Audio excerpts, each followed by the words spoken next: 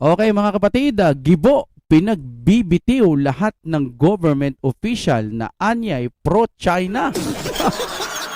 Matindi kung mag-utos, ano? Okay, next.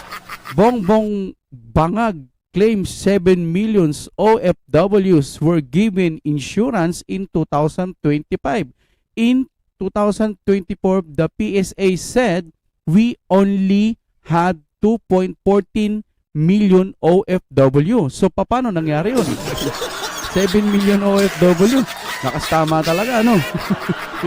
Eto pa mga kapatid, nakita po ni Ma'am Rowena Guanzon si Tory po kasi parang ang dating maagang nangangampanya. MMDA. Pag nag-clearing kayo, pakitanggal naman nito dahil obstruction . Yung mukha ho kasi ni Tory nakalagay ho doon, ano? Ito pa, PDP, tinawag na puppet si Ombudsman Boyeng Rimulya.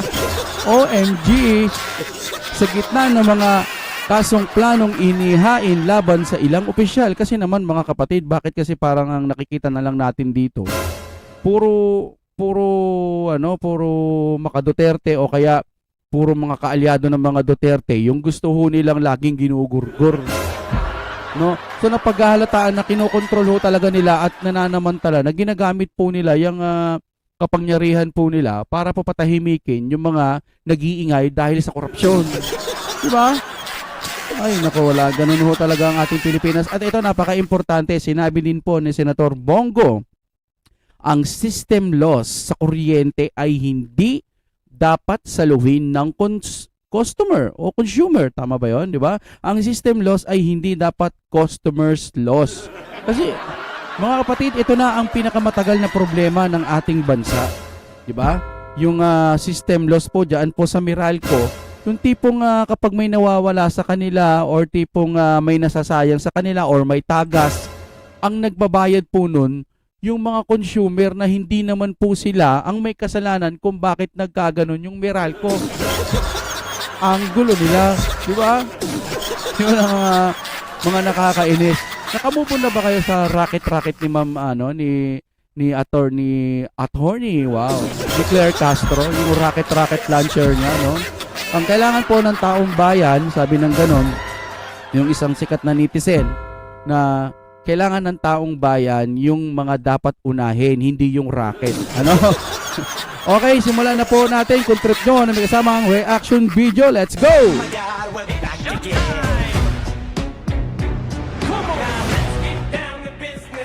Alright, syempre kung gusto nyo po, no, pag medyo na kayo, talaga na-inspired po kayo sa ating BP Sara, pakinggan nyo po itong kanta na to. Pwede nyo naman i-type din ito sa YouTube, Sana by X Crew. Pakinggan nyo muna, konti lang to para marinig nyo. Ayan. Chorus. Hey, what's up?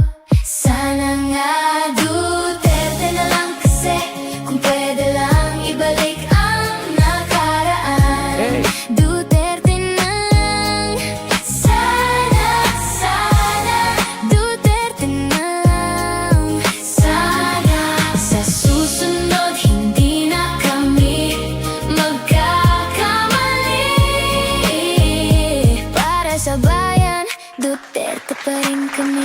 Ayan mga kapatid, type nyo lang, Sana by X Crew. O kaya lalagay ko yan sa description. Okay, balita na po tayo. Ano po ba ang meron ngayon? 2.14 million OFWs lang?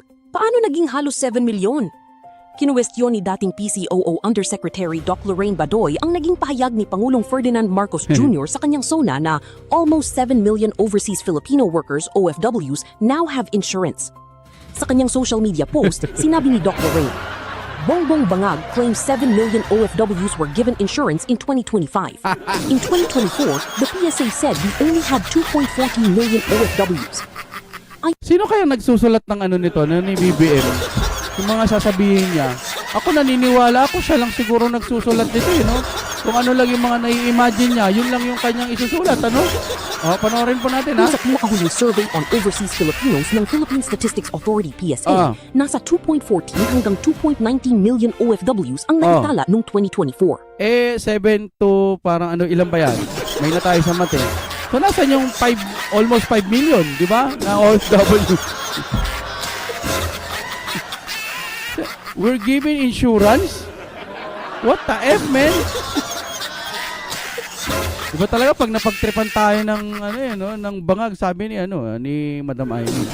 Dahil dito, kinwestiyon ni Doc Lorraine ang pahayag ng Pangulo na almost 7 million OFWs now have insurance at itinatanong kung paano umabot sa halos 7 milyon ang bilang ng mga OFWs na may insurance kung ang naitalang kabuuang bilang ng OFWs ay nasa mahigit 2 milyon lamang. Alam niyo mga kapatid, tinignan ko rin yan sa Google Search, sa Google AI, ChatGPT. Hindi po umabot ng 5 million. Parang 2 din 2 or almost 3, ganun lang. So ibig sabihin, wala yung 7 million na yan. Ano ba pinagsasabi niyan? Diba? Sa kasalukuyan, wala pang inilalabas na pampublikong paliwanag ang Malacanang o ang Department of Migrant Workers DMW hinggil sa datos na pinagbabatayan ng pahayag na almost 7 million OFWs now have insurance. Ay, ang galing nga pala to sa Ang Balita. Yan, lagi po naglalabas yan. Improve accuracy for writing and career work. Upgrade to Plus and use increased reasoning to refine writing, learning, applications, and career work. Get Plus. Sabi ni Gibo, Get close ba? magbitiw ang mga opisyal na hindi sumusuporta sa posisyon ng Pilipinas sa WPS. Nagbigay ng babala si Defense Secretary Gilbert Gibo Teodoro Jr. sa mga opisyal ng gobyerno na anyay pumapanig sa China sa usapin ng West Philippine Sea.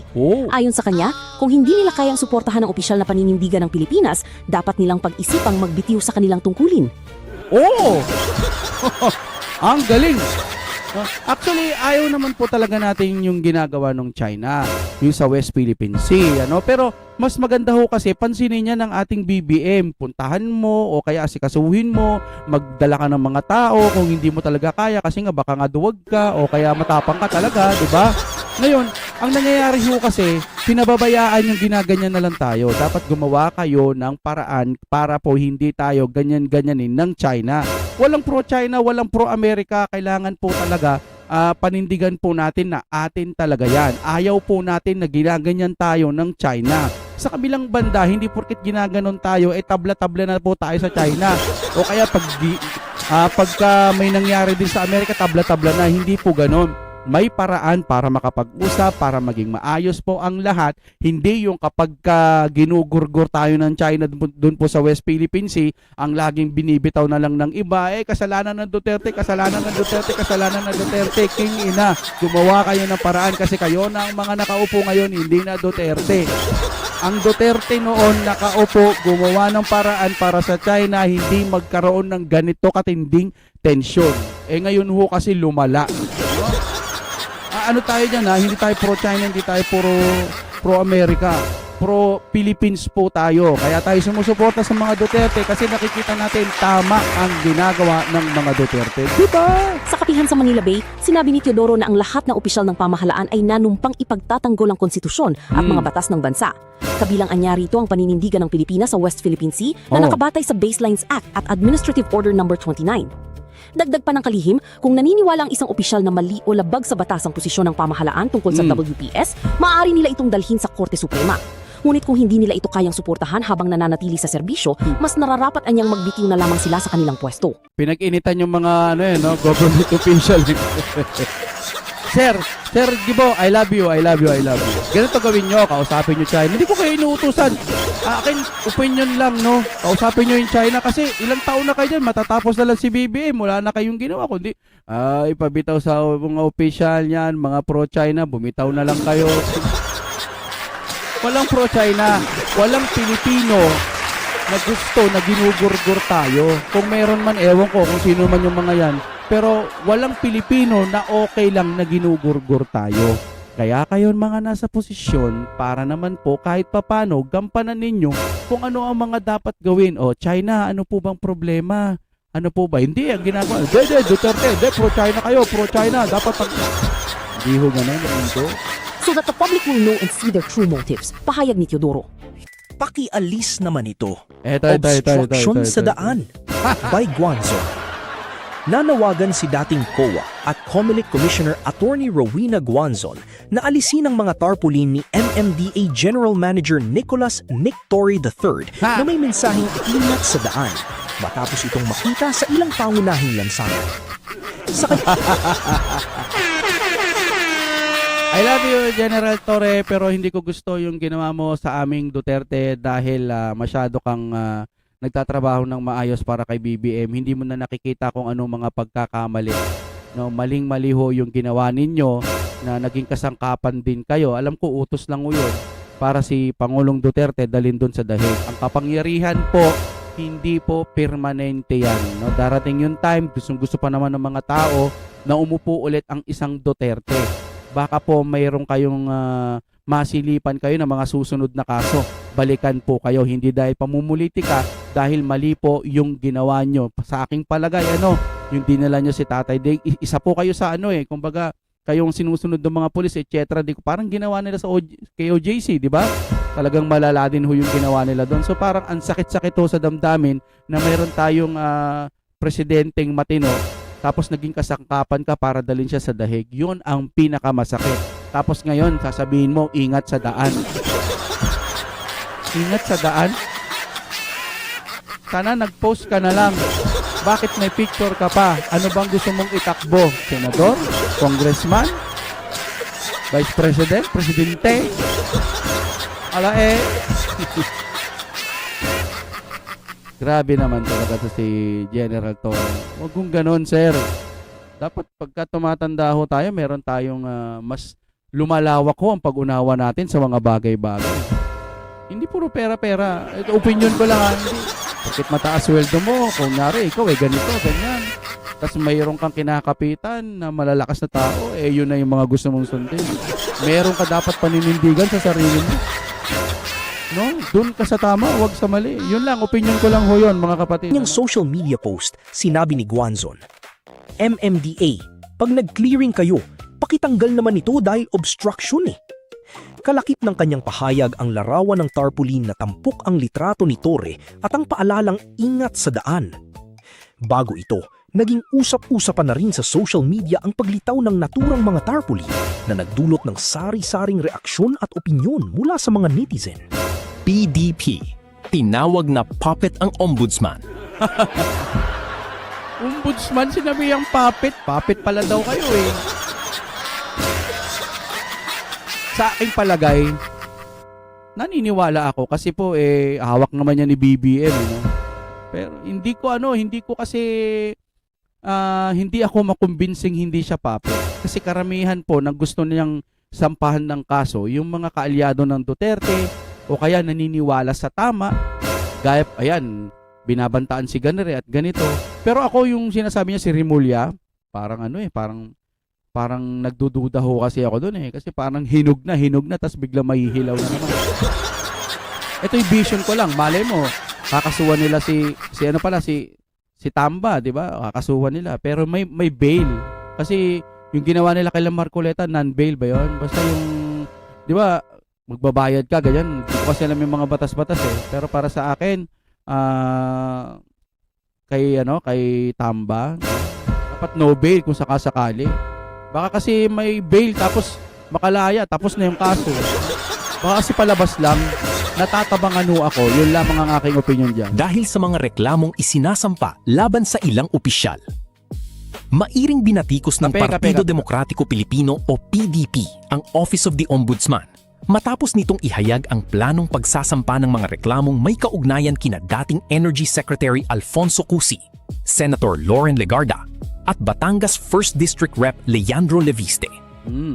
Sa inilabas na pahayag ng partido, tinawag nitong puppet ang ombudsman at iginiit na umano'y sistematikong pinupuntirya ang mga personalidad na iniugnay nito sa oposisyon. Kasi tignan nyo sila Bongo, parang tatargetin din ata, si Bato,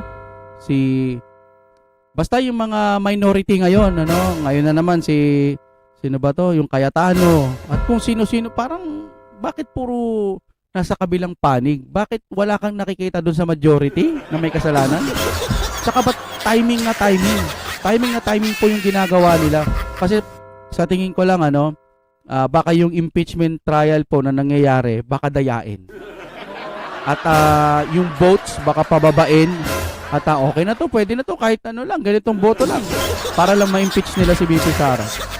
Ayon sa PDP, the Partido Demokratiko Pilipino, PDP, condemns and denounces to high heavens the latest in a series of execrable actions by the puppet ombudsman of systematically disseminating the legitimate opposition. Iginiit din ng partido na wala umanong sapat na batayan ang investigasyon kaugnay ng sinasabing 10 bilyong pisong ghost electricity projects Ayun. na iniugnay kay Rep. Leandro Leviste. Kung ano-ano na lang nakikita nila, no? Anila, tila mga miyembro lamang ng oposisyon Oo. ang nagiging target ng Office of the Ombudsman. Samantala, nauna nang ipinaliwanag ni Ombudsman Boying Remula na dadaan muna sa preliminary investigation ang mga inihahaing reklamo upang matukoy kung may sapat na ebidensya at batayan bago maghain ng formal na kaso. Hindi dapat ipasan sa mga Ito, mahabang usapin to mula noon hanggang ngayon. consumer ang systems loss. Senador Bongo. Ipinahayag ni Senator Christopher Bongo ang kanyang suporta sa panukalang alisin ang systems loss charges na kasalukuyang ipinapasa sa mga consumer sa kanilang buwanang bayarin sa kuryente. Ayon kay Go, ang systems loss sa kuryente ay hindi dapat saluhin ng customer. Ang systems loss ay hindi dapat customer's loss. Tama. Ang kanyang pahayag ay kasunod ng panawagan ni Pangulong Ferdinand Marcos Jr. sa kanyang 2026 State of the Nation Address o SONA na tanggalin ang systems loss charges na ipinapasa sa mga consumer. Nauna ring naghain si Senador Rodante Marcoleta ng System Loss Limitation Act. Isang panukalang naglalayong ibaba sa 1% ang recoverable system loss at ipagbawal ang pagpapasa sa mga consumer Tama, ng diba? non-technical losses tulad ng pilferage, billing errors at meter misreading. Samantala, nagbabala naman ng Meralco sa posibleng epekto ng naturang hakbang.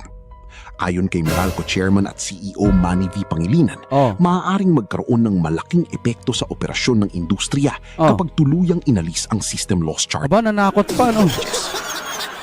He will not survive. Business nyo yan eh.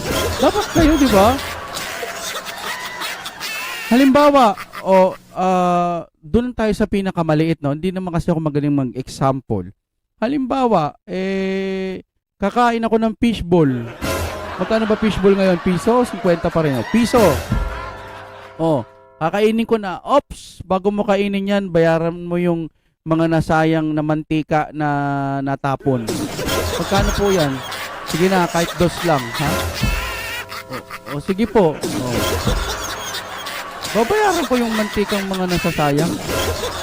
Pamit ng example ko. Pero nakukuha nyo ba na bakit ganun? Ba't kakain ako sa karinderya? Tapos may mga nasasayang na mga pagkain. Ako magbabayad nun? Hindi, ilapit na natin sa katotohanan mga kapatid. Dapat po hindi yung system loss na yan. Bakit kailangan yung sa mga consumer, di ba? Sa mga customer. Bakit? Kayo naman, parang yan naman tinatangay yung mga kababayan ho natin. No choice sila kasi walang kalaban ng Meralco. Kung magpapasok sila dito ng magandang parang Meralco din o kaya energy provider. Sabihin na natin kung ano man yung pangalan niya. Halimbawa, Marcos Energy Light. Diba? Pasok na lang. Malay mo, mas maganda yun. Kung ganyan yung Meralco, para kayong tinatakot, hindi kami masusurvive, mawawalan ng di umalis kayo. Ngayon ang Pangulo, maggawa ng paraan para ibigay sa iba. No? Kasi may mga probinsya, kapag hindi nila kaya yung i-provide ng itong lugar na to, ibinibigay at pinapasa sa ibang mga energy provider. Basta mga ganon, di ba? Wala, mahina siguro yung Pangulo nila, kaya ganon. Hanggang dito na lamang. Maraming salamat po sa inyong panonood. Patugtugin ulit natin ang napakagandang kanta, mga kapatid. Papuntang chorus tayo, no? Here we go. Kapit lang Hanggang chorus. naming vice-presidente. Yeah. Alam kong kaya mo yan, nandito lang kami. Lahat ng mga buwaya ay kinakaya mo. Lumalaban ka, hindi ka sumusuko. Yeah. Para sa bayan, kasama mo kami. Para sa bayan, at may tiwala sa Duterte at sa lahat ng